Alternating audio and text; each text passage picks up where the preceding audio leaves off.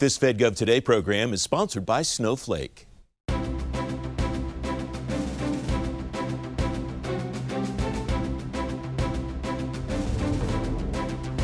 On this edition of FedGov Today with Francis Rose, managing the coming thaw after the shutdown's contracting freeze, progress on the revolution in acquisition, and more with less gets ready for a post-shutdown comeback. Welcome to FedGov Today with Francis Rose. The end of the shutdown, when it comes, will mean agencies can start contracting at full speed again.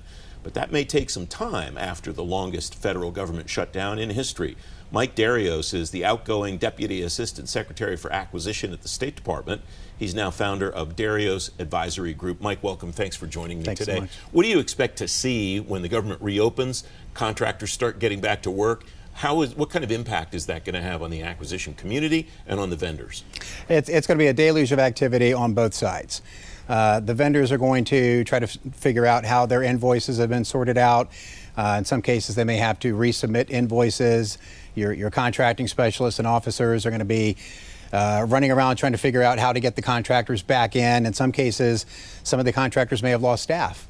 30 plus days is a lot of time. And so some of the talent may be gone. And I think you're going to find, so especially small businesses are going to have to figure out who's still left, who has taken a 1099 position somewhere, who can I bring back, and is my staffing, ready to go. So it's just going to be a lot of that, I think, for the first 30, 45 days. And you're going to see a lot of RFP activity that has been pent up. And so I think industry can expect to think about, paying attention to their pipeline and what was previously put on pause and what may be now all of a sudden a priority for them to be responding to. You mentioned potentially smaller staffs on the vendor side. That could be the case on the government side too, given that acquisition staffs all across the agency or all across the government, including GSA and others, have gotten smaller too. I would say that's correct. Yeah, we're seeing for the first time, a lot of attrition in the 1102 job series, and that just hasn't happened previously. Again, 30 days is a lot of time. We've seen RIFs. We've seen a lot of people take the DRP opportunities. And so you absolutely have a much smaller acquisition workforce than you've had in decades past. And the shutdown could have actually encouraged some folks to potentially look at opportunities outside of government. Are there some things that you did at the State Department in preparing for the shutdown that will help that reopening process there that other agencies could maybe copy? Well, I don't know that we did anything necessarily unique. We pretty much followed the same playbook that everyone else did. You look at your essential contracts. You look at, most importantly, the core support. Do we have enough contracting officers to take actions if need be? But do we have the oversight on the contracts available to actually make sure that people are doing the work and that the invoices are getting paid? So that's pretty much standard. Something that 1102s will come back to is the change in the FAR, the revolutionary FAR overhaul. We'll talk more about later in this program, is really has potential to change the way that agencies do business on acquisition, doesn't it? Oh, it does. I think that most people in the contracting community will tell you they appreciate the opportunity to have latitude. I think that contracting officers have, for a long time, wanted to play in the gray space, if you will, and the RFO gives them the opportunity to do that. I'm going to be very keen on what happens with the public comment period. So I think as they go into rulemaking, it's going to become real for industry and government both. We'll be in this bit of an in-between phase. I know that industry is going to have a lot of commentary, as they should. And I think that's going to strengthen the regulation, at the end of the day. But acquisition leaders are going to have to work with their staffs to make sure that culturally they're comfortable playing in this in-between stage for the next year. Yeah, that's actually where I wanted to go next, is what can senior leaders in the acquisition community do to give those contracting officers comfort with having that latitude that in some cases they've never really had before? Yeah, it's all about letting them know that it's okay to try it out. The deviations are all there. There's no contracting officers and specialists should be working in accordance with the new language. I think they just need to be encouraged to try things out and to take a different perspective. If you have not traditionally used a lot of flexibility and now all of a sudden it's available to you, that could be a bit of a jarring experience for some folks. And so I think leaders just need to, let their folks know that it's okay. In the time that you've been in government, the concept, the structure of acquisition has really changed dramatically. A lot of emphasis on GWACs, a lot of emphasis on IDIQs. The GSA schedules are becoming more and more a priority for this administration and previous ones. What do you see? How do you see that landscape shifting, and how should both the contracting officers, the acquisition community, and the vendors prepare to deal with all of that? Yeah, that's a great question. I think that contract consolidation is really, it's real. And I think it's great. The OneGov initiative is fantastic in the sense that it gives agencies the opportunity to keep the more strategic mission work and send the common goods and services over to GSA. And if they're able to aggregate the demand and go to industry and leverage the entire government's buying power, agencies win. I think it's going to be, you talked about people. I think it's going to all come down to having the staff to be able to do the acquisition planning that's going to be needed on GSA's side, working with the agencies to figure out what the needs are. So if you're going to go to market with a consolidated approach, you have to figure out, well, what is the potential need across all the agencies, and that's going to require a lot of acquisition planning and people to do it. What skills will those people need to have that maybe they don't have now, and will need to add? I think bringing a big A mentality to the game, big acquisition versus procurement. So really thinking about strategy, and not just strategy in terms of program strategy, and not just individual contract and task order strategy is what I'm talking about. So you've got a lot of folks in procurement that'll be able to bring that skill set. I think GSA is going to have to find them. And the skill set for an artificial intelligence era and so on, is that changing the way that agencies should look at the kind of people that they add? I think so, frankly. AI is here, and it's a strategic lever if agencies use it, and if the individuals and the lines of business are willing to play around with it. I think it makes a lot of people uncomfortable. It makes some agencies uncomfortable as well. Governance and what you need to do to make sure that an AI solution is actually going to protect data, right? All those things come into play. I think that's sometimes why CEOs especially may not be comfortable using AI tools just yet. I'm also not sure that they're 100% on all the use cases that, frankly, apply in terms of AI in the procurement space. There's a lot. But I think all that, just needs time to percolate. But yeah, your contract specialist has had to be almost a part-time IT expert, for decades, just because of all of the systems that they have to touch, all of the Data Act requirements.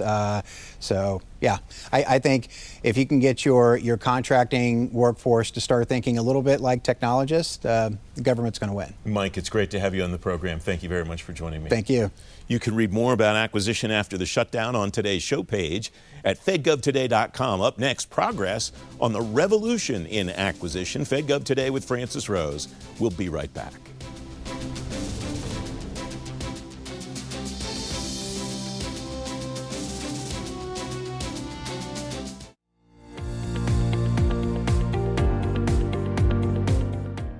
And we're partnered with our HR folks, not just for the training and upskilling of folks, but I think it also allows us to see where we have training gaps with our staff.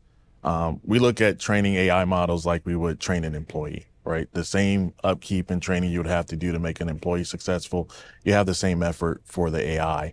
And we think that's going to help inform where we have those training gaps for our staff so they can be more effective, and where do we need to upskill and train them based on those gaps. It's not a secret that we have less resources today than we did in the past. We have fewer people, our budgets are smaller. So how do we take advantage of these technologies to overcome that and create the more efficient government that we've been talking about for many years. And, what Daryl's doing, what other agencies are doing are definitely demonstrating that it's possible. I think the challenge that we're going to have as a federal IT community is to continue the momentum.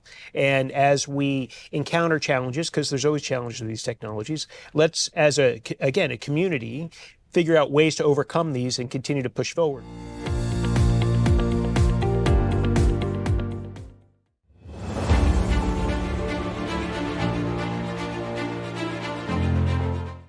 What are the gaps that need to be filled, and how so? Well, a lot of agencies or organizations are investing in all these tools or platforms that say zero trust, but then there's a lack of interoperability. And we've heard organizations, agencies say, we have all these zero trust devices, but we're not any closer to that zero trust model. So in introducing isolation, it provides optimized access and a clean cybersecurity surface to allow users to have the open, dirty internet at their fingertips, but without the touch point of the vulnerability to the network or the endpoints that are accessing the internet.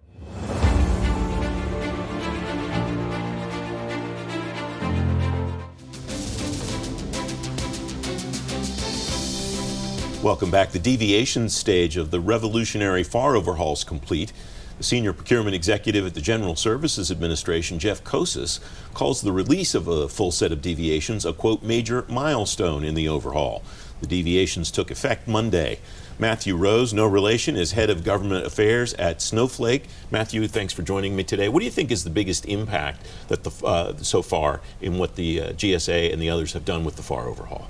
Well, Francis, I think you said it, so far in the FAR. I think that's just a great way of thinking about it. The changes have been just massive and constant.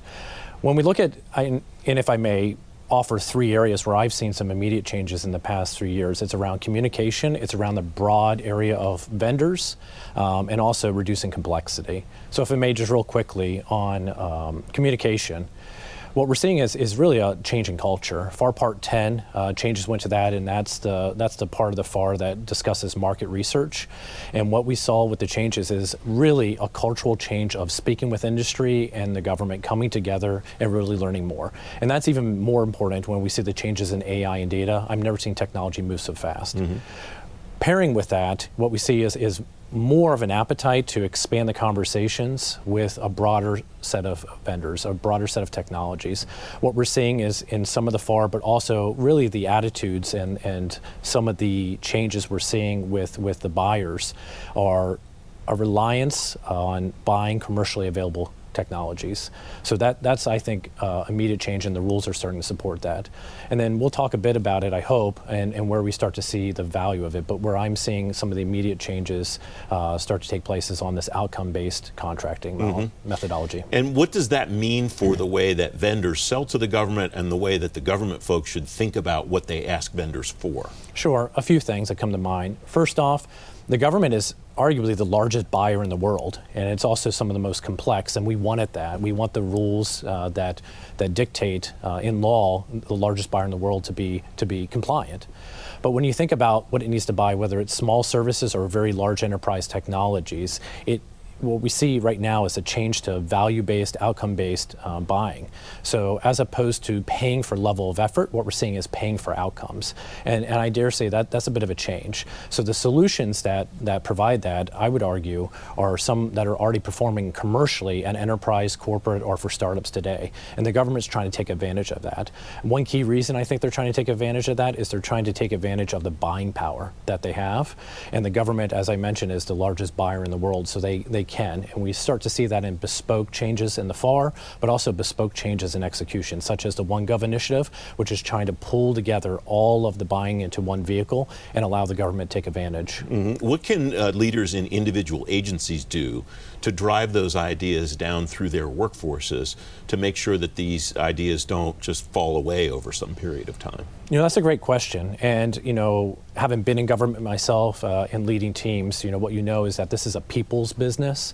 And with the changes, the first is educate. And it comes into the leadership level, but also those who are joining the workforce of revisiting your assumptions. As I mentioned, and we see it at Snowflake with our global enterprise and delivering solutions, technology just continues to move so fast, so quick, especially in AI. So we have to really revisit our assumptions as it relates to the technology and how offerings are coming into the market. For instance, with us, we offer utility-based pricing models where you pay for what you use. This is not necessarily the norm within government contracting to date. So revisiting that with the workforce is really important.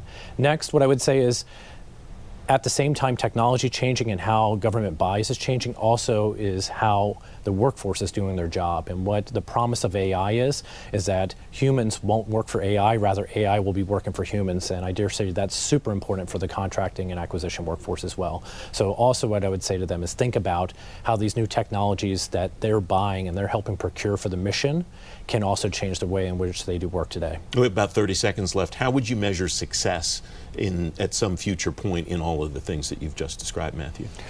Well, what we're seeing is, and in the conversations I'm having, especially with leaders abroad, is they're looking to the United States and some of the changes that are occurring in the FAR to model the way in which they can get outcome-based and value-based buying. That's first and foremost. But the promise that's being made in this is simpler, faster acquisitions to provide value to the customers and the mission. Matthew, it's great to have you on the program. Thanks for joining me today. Thank you so much, Francis. You can read more about the FAR overhaul on today's show page at fedgovtoday.com. Up next, More with Less gets ready for a post-shutdown comeback. FedGov Today with Francis Rose continues in a moment.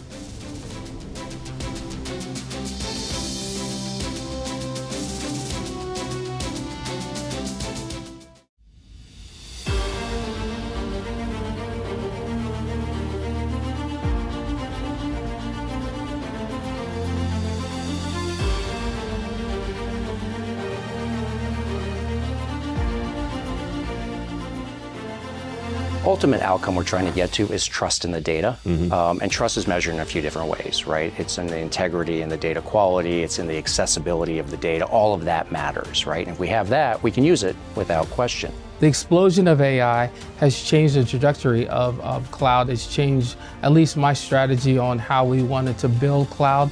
It's in a data environment, and how do we control and manage that? And some of the capabilities, whether it be in chipsets or advanced technology within performance, and is in cloud as opposed to in the data center, which we could not keep up with.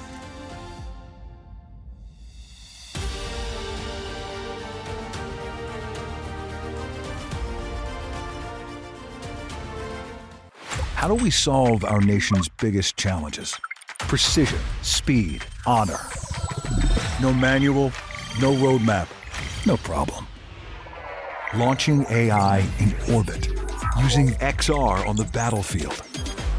Stopping fentanyl at the border, making America stronger, safer, faster.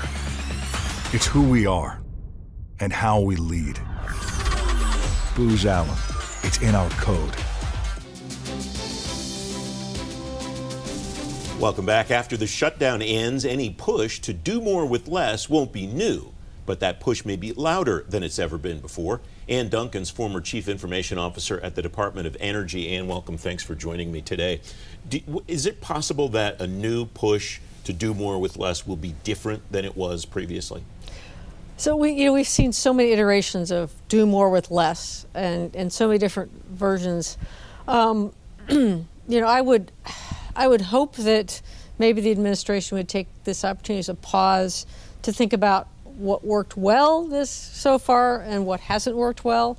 I think that this administration has the potential to do some things that could really help in terms of doing more with less. They're willing to change the norms, to change the behaviors, and that willingness to change behaviors could lead us to an ability to really find new potentials for doing more with less, and to do things like simplifying procurement. So, for example, this idea of moving everything to GSA, I think, is not reasonable at this point. They've cut GSA staff. There's a lot of complexity in many of these contracts.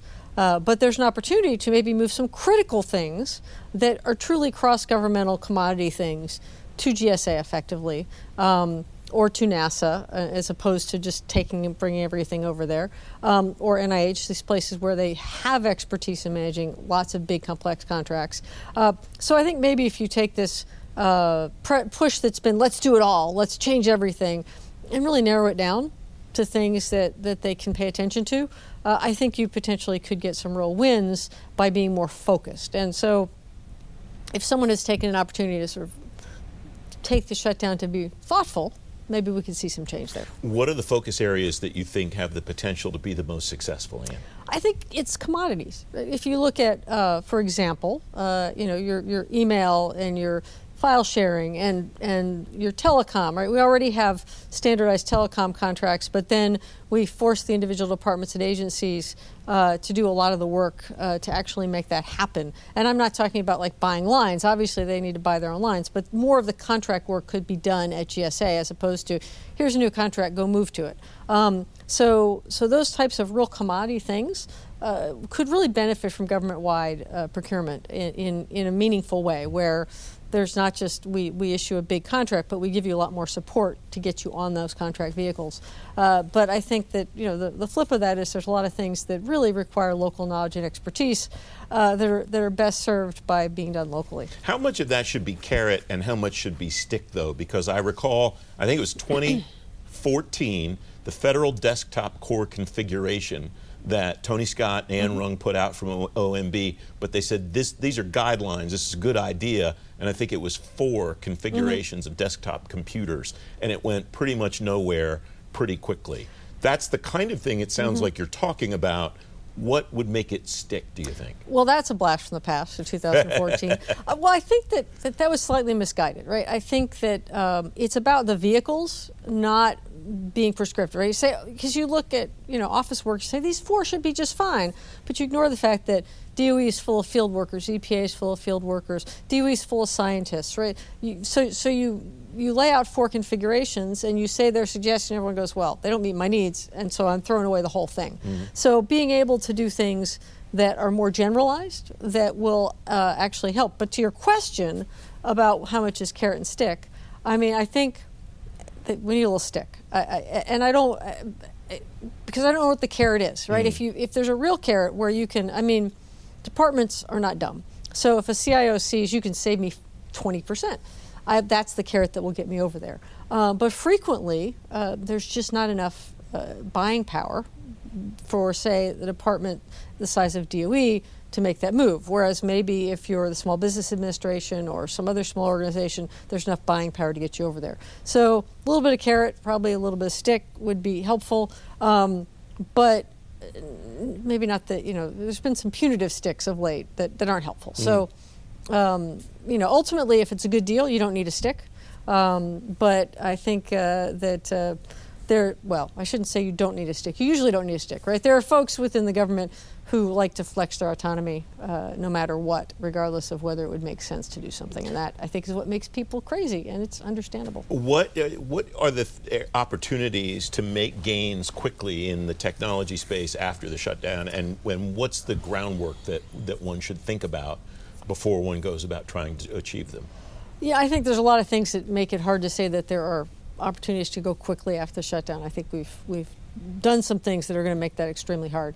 But I do think, again, if people are looking at the situation, thinking about it, using their time when they're not working to be contemplating, that there are opportunities around those commodities in particular, but also around finding better ways to manage contracts and things like that. I think that we need to get focused in on what the actual requirements are for programs and projects. There was way too much in the beginning of this administration, broad sweeps without deep dives. And that's why I think fast is hard, right? Not only are we short people, we got people coming back who aren't going to be particularly happy, particularly if they don't get paid. And then we've just sort of done these broad brushstrokes. And what will really make a difference is to stop and to think and to do analysis and then figure out how to leverage the power that this administration is willing to apply to do the right thing and to find opportunities to save money, to consolidate, to write better contracts, things like that. We have about a minute left. What will you watch in the next 6 months or year to see whether agencies have leveraged the opportunities that you've described today? I mean, I think the big question is are they in fact able, just talking about procurement, able to issue contracts? And are they using vehicles that let them get there faster? And I think that that's more important than ever because these teams have a lot fewer people than they had. For example, my team at DOE is 42% of where they were when I left, and they were already understaffed.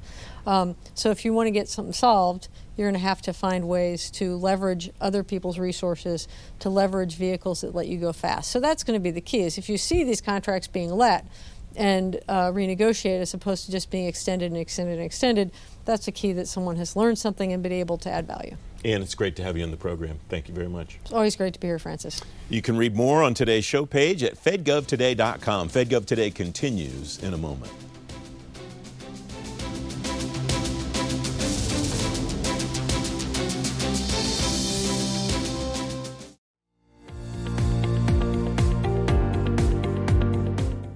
I was reading an article the other day and it said only 20% of the CIOs that actually have implemented AI in their environments are seeing the value from it. And I think that really comes from people doing just AI for, throwing AI at a specific problem. What I see customers being successful with and what we recommend is, really picking some of the highest value processes that in your environment are really struggling. We have a technology called process mining that you can throw out at a particular process, and it will dig and find out all the issues associated with your process. And then that actually becomes a really good target for actually using AI to automate that and create efficiencies.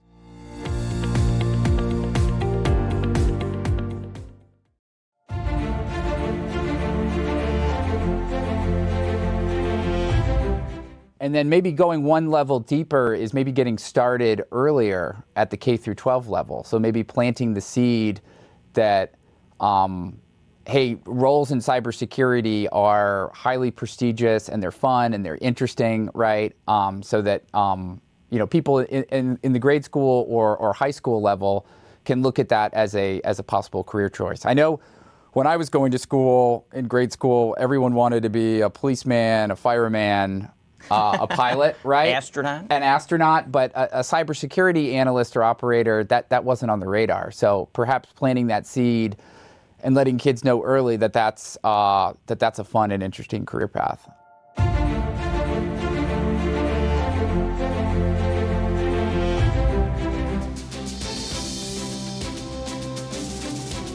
This week on the FedGov Today podcast, more advice on restarting the business of the federal government from pros like former GSA Administrator Emily Murphy, former federal CIO Claire Martirana, and many more leaders. You'll get a new FedGov Today podcast every day during the shutdown. You can follow the show on Apple Podcasts, Spotify, the FedGov Today YouTube channel, or anywhere else you get your shows, and you can always listen on demand at fedgovtoday.com. FedGov Today TV returns next Sunday morning at 10:30. I'm Francis Rose. I'll see you then. Thanks for watching. Have a great week.